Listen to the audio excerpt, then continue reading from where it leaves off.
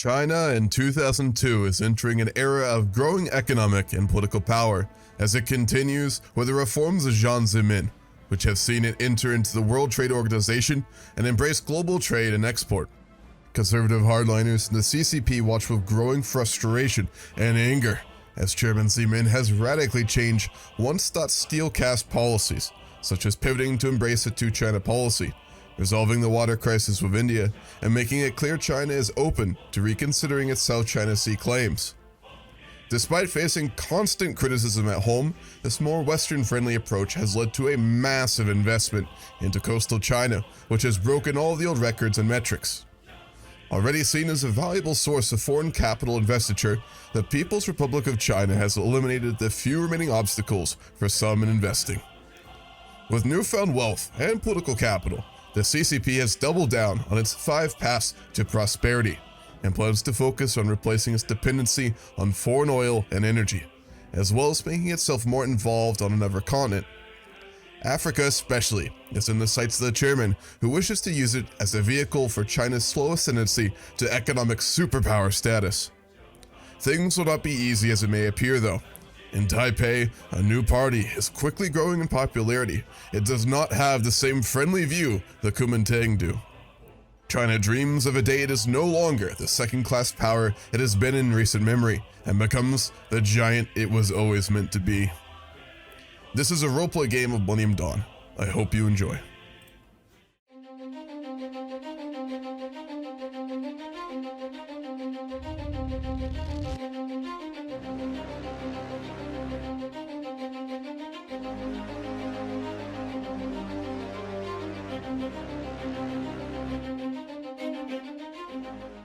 Multi-ethnic state is a saying unity in diversity. However, more often than not, large minority groups tend to gravitate towards seeking greater autonomy or outright independence.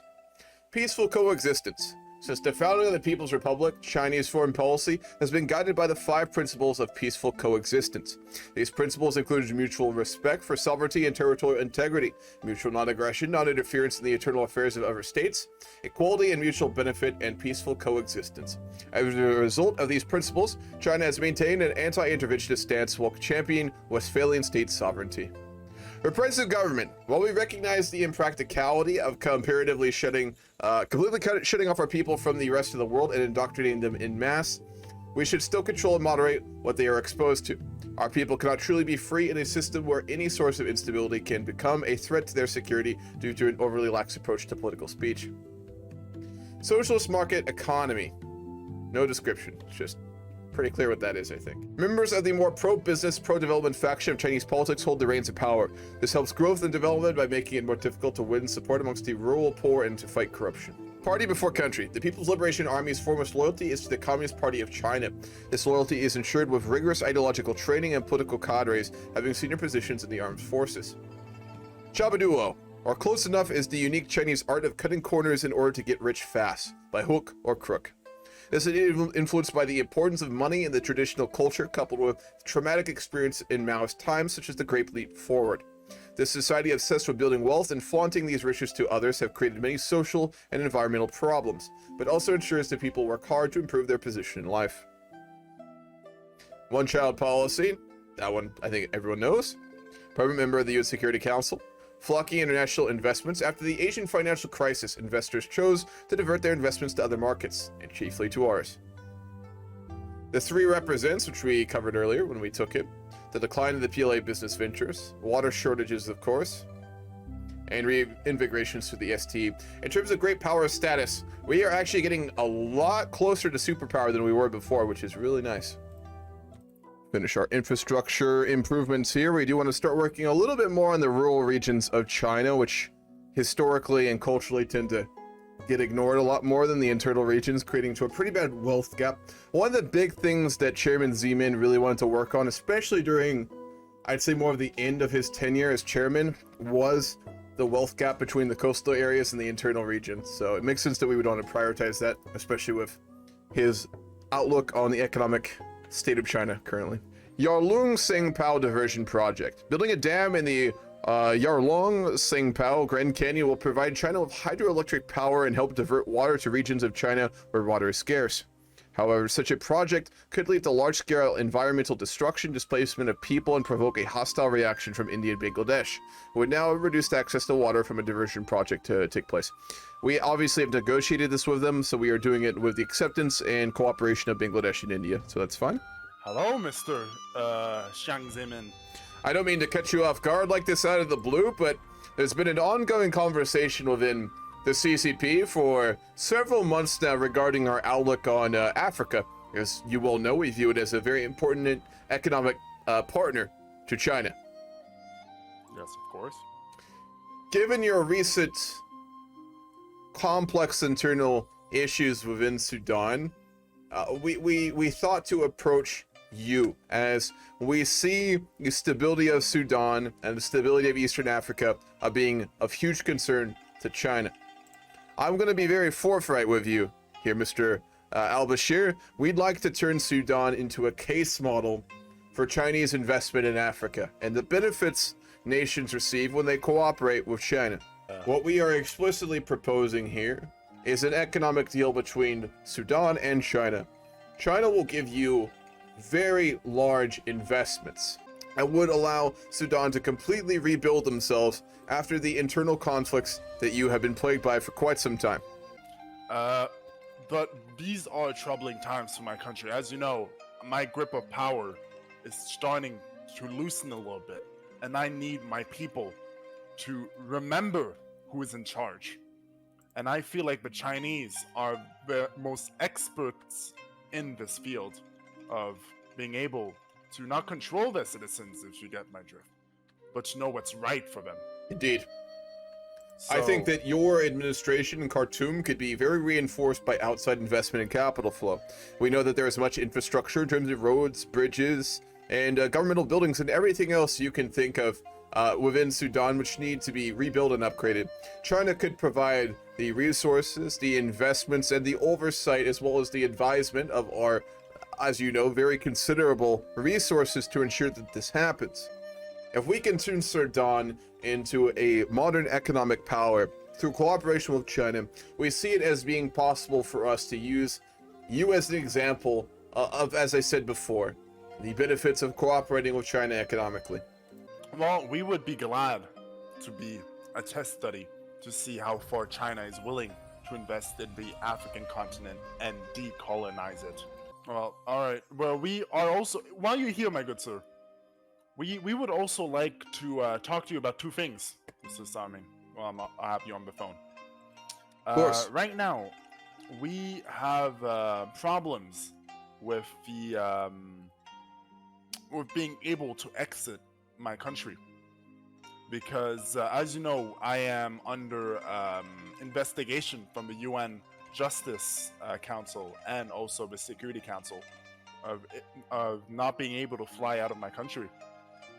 We would like you to reconsider that offer and change your outlook on me, on my war crimes. I am afraid, Mr. Al-Bashir, that will be entirely up to you. However, you will find the support of China in the international field in getting to that point. However, I believe that that is an issue primarily that only you will be able to solve. China doesn't have the ability for you to clear your name. You'll have to do that through your actions. I hope our investments and the ability to stabilize your economy will assist you in that, but there's only so much that we can do for such a public situation. I do understand. Thank you for your time.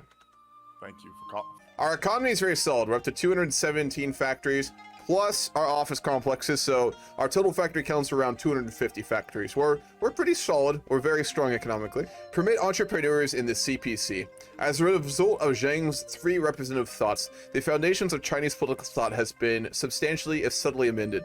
While Mao's underlying ideology relied on class warfare in favor of the rural peasants against the urban bourgeoisie, primarily farmers, Zhang's pro-business orientation has led him to favor an end to this aspect of Chinese governance. Though Zhang needs to go a step further, allowing entrepreneurs, something I can't read. But anyway, entrepreneurs are going to be more widespreadly common and acceptable, which is good, as we move to a more globalized hybrid capitalist model for our economy. Invigorate the country through the STE. And the last time the chairman Zemin's leadership, he put forward a strategy to reinvigorate the country by STE, meaning science, technology, and education. His plan will allow, there was actually more than that, there were 5, I forget what they were. His plan will allow China to make up for their technological disadvantage, which gives us special decisions, and gives us a research bonus. We'll start that, since we are looking to become more of a technocratic CCP. Water is an essential resource, and we should do our best to conserve what little we have. Our government should initiate projects to reduce water consumption significantly, as well as to improve the quality of our existing water resources. The Taipei massacre occurred recently during the Taipei protests, where people demanded answers to the suspicious 2000 elections and the potential political persecutions of several PFP members.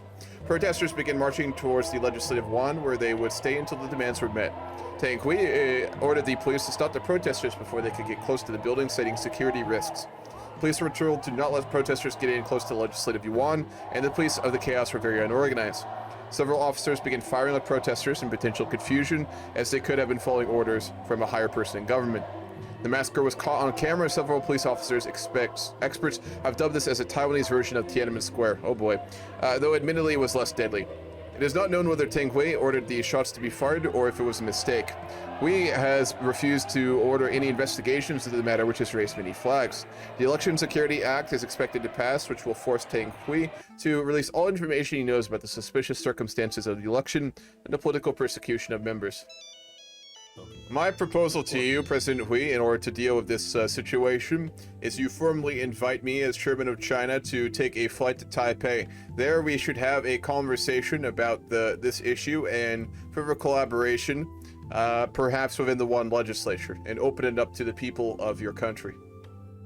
I fear that they may feel a bit of betrayal here because of the suspicious circumstances. I don't want to go too much into detail on the phone. Of course, my phone could be tapped. If you want the full story, take a secret plane over to Taiwan, and I can give you the full story about what happened in the elections. Let's go ahead and meet on a more safer ground then. Let's meet on the strait between Kinmen and the mainland China. Very well. I will do that in secret. All right, I'll take a flight there myself. Wonderful, wonderful. All right, you've asked me to a very secret meeting here. I think this is a very beautiful place for a talk, but also it's an important one, so let's get this underway. What is it that you could not tell me over the phone? It is about the elections. The elections were not fair. We did indeed rig the elections in our favor. We had the media not report on any sort of election thing. During our talk that we had during the elections, we had that as the main primary focus. Well, we could have some of our people kind of rig the election so far. And it appears that the some PFP members, the People's First Party, they kind of took notice of this. And these 2 members, they decided to go a bit more against me. And as a way of dealing with them, we made some fake allegations towards them. And I believe I was a bit too obvious in my persecution of them, as many people took notice of this. And I'm not sure how to say this, but I believe it's not looking too good. The polls have shown a massive decrease in support of our party towards more liberalism. Conservatism is dying at a very fast rate. We only have 23% of the vote, while the Democratic Progressive Party, which is the more liberal wing of the CCP does not wish to see them in power at all. Well, they have around double our support at the moment. Maybe we could have some Chinese spies run some disinformation campaigns, though I do want to get out of the drama. I have had too much drama. I have a proposal for you. Yes. As I expressed to you previously, China is wishing to renegotiate the South China Sea, which I know is a very hot topic within Taiwan, yes? Of course. My proposal, as I know you are going very tired of politics, is frankly, President Hui, that you step down and take full responsibility for this situation. By doing so, you allow your successor for the Kuomintang to take power and to launch an investigation against you, although it would be done in such a manner that would dictate that anything done to you would be very minor. In worst case scenario, China could potentially negotiate political asylum. What we then do is allow your successor to be the negotiating head for a conference to dictate a new South China Sea system. As I've expressed before, China wants to do mutual obviously cooperation with Taiwan in the South China Sea. Although I don't believe that's really publicly known at this point.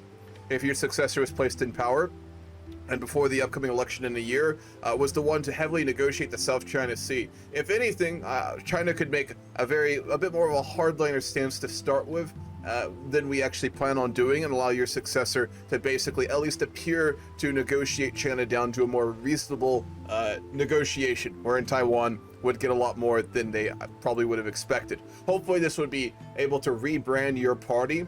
Since you are the ones that the CCP wishes to cooperate with, we would be willing to do a lot here to exacerbate you getting in more power. In addition, if the Kuomintang could negotiate more investments, that could do a lot to help you secure the next election, I think. I do agree about the investment parts. I am still worried. I don't know how we can repair the damage that's already been done in a year and a half. The DPP is very popular right now, and we're not quite sure how we could counter this. If the Kuomintang and your successor was to single-handedly negotiate the South China Sea crisis, resolve it, and get Taiwan broad territorial water authority, I think that would do a lot. Enough? That is impossible to say. They have around 20% over, and liberalism is rising a lot in Taiwan. Conservatism has been dying ever since the allegations. The PFP is a party that used to be very popular, almost won the previous election, and is now... Of course, but the ruling party doesn't have complete power. Even if the Kuomintang is pushed out, you still have your seats in the legislature, correct? Of course, though, they might not be much. No, but you can do enough to affect policy in Taiwan. Yes, I think probably our best case scenario we should really realistically go for. If we cannot let the DPP get a supermajority in the legislative yuan. I agree, so we need to do damage control here as far as I see it, President Wee. So you're suggesting I should step down? I suggest that you step down and you allow your successor in the Kuomintang to negotiate an investigation into you, which will obviously be dragged out until the election, then deemed inconclusive. And then your successor explicitly calls upon us, China, to negotiate the South China Sea issue and takes the lead on that. I am worried about a power struggle in the Kuomintang. There's not really a second in command, really. President Wee, you have no one that you can give your full trust to. You need to choose someone for the future. This is when your party will either thrive with cooperation with China or die. Yes, I agree. I thank you for the advice. I'm not really meant in good stress situations. But yes, this is the recommendation of myself as chairman and the CCP. I think you are right about this. Maybe we should do some economic investments at the moment, just to. China would be willing to offer, but we frankly would like to see you step down first and do it for your successor. And any good news we give to you will be lost if you step down. Very well. I'll do it. Give me a month or so I can get a good successor, and we will. Wonderful. We'll reconvene then. Contact my office as soon as you plan to step down, and I'm happy to work with your successor, whoever they may be. I hope you'll make the proper introductions. South China Sea. The importance of the South China Sea, both strategically and economically, cannot be overstated, with disputes and tensions of other nations occurring frequently, notably over the vast oil fields and only recently rediscovered in the area. Outmaneuvering our rivals and projecting more power in the region is of utmost importance. Our soft power in Southeast Asia is suffering due to our ongoing disputes with Vietnam, Malaysia, and the Philippines. Diplomacy is the best way to secure our diplomatic relations with our regional partners. Establishing joint development zones with other nations in the South China Sea is an effective way of reducing animosity and fostering further cooperation. However, we must reconsider whether we are willing to share the benefits of resource extraction with potential enemies while pursuing these agreements. So we're opening up the door to renegotiating our claims in the South China Sea, which I want the Kuomintang to use as a probably failed means to try and remain in power, but we'll see how this goes down. So he has stepped down, and he's admitted, though he is under criminal investigation for the crimes he did potentially commit, and we're wondered on what to do, because we believe that if the trial goes through, the Kuomintang will probably be exposed of everything he did.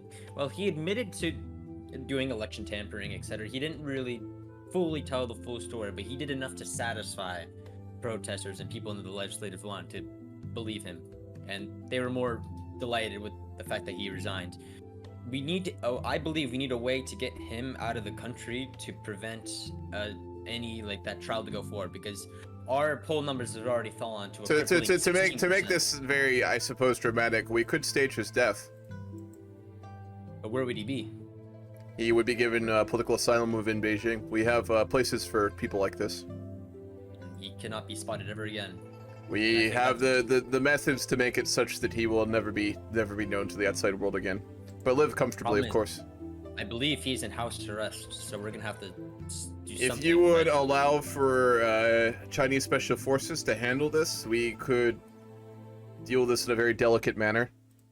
I believe that is the way to go forward. We cannot let the trial go forward, because if the trial goes forward, then everything will be exposed, and our 16%, which is already bad enough, may be horrible. I mean, Out of roleplay, I'm just going to use that to spin special. Do damage control, like you said. I also recommend President Sean that as soon as this conversation is done and the special forces extract him, you immediately not let that story develop, and you immediately call upon the Chinese mainland to begin negotiations on the South China Sea, and we can begin to conduct those. And if you take a very forceful lead on that and make sure that Taiwan is very involved, I think it would do a lot to make the people and the voters of Taiwan be more open to Kuomintang re-election. Very well. Make sure this is spotted, because if this gets exposed, then there's no way we can do anything. I'm aware. So, The special operation, I am going to move my troops in there just for fun, though. It is going to succeed. I'll do that right now. I could kind of deal with the repercussions at home, suppress the story as much as possible, and then once you're done with the UN Security Council meeting, we can talk about the South China Sea. President Shin, my special forces do currently have the former president in our custody, and we'll be bringing him back to Beijing. It's an operational success.